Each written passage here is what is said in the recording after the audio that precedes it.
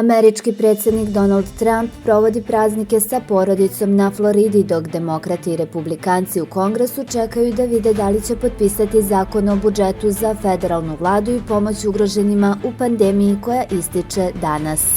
Trump je kritikovao nedavno usvojeni zakon koji je Kongres doneo posle višemesečnih pregovora i između ostalog tražio da se isplate pojedincima povećaju sa $600 na $2.000.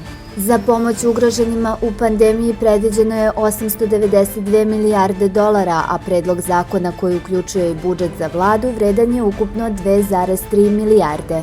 Taj predlog je formalno poslat u Mar-a-Lago Trumpu na potpis, ali nije poznato hoće li ga potpisati ili staviti veto. Trumpov zahtev da se povećaju pojedinačne isplate podržale su demokrati u Kongresu, ali i njegovi republikanci.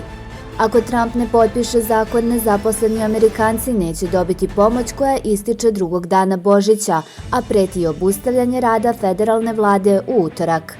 Članovi Kongresa prekinuće božićnu pauzu i zasedati u ponedeljak. Jedna od opcija za finansiranje vlade je i da se usvoji privremena rezolucija koja bi to obezbedila za narednih nekoliko nedelja dok se ne usvoji zakon. Predstavnički dom bi u ponedeljak takođe trebalo da glasa o poništavanju predsjedničkog veta na zakon o budžetu za odbranu.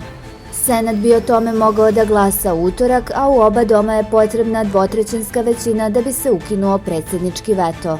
Trump je i taj zakon kritikovao rekavši da ide na ruku Kini i tražio da se ukine odredba kojom se dozvoljava promena imena vojnih baza nazvanih po generalima Konfederacije. Takođe je tražio da društvene mreže ne budu izuzete od odgovornosti za ono što pišu njihovi korisnici.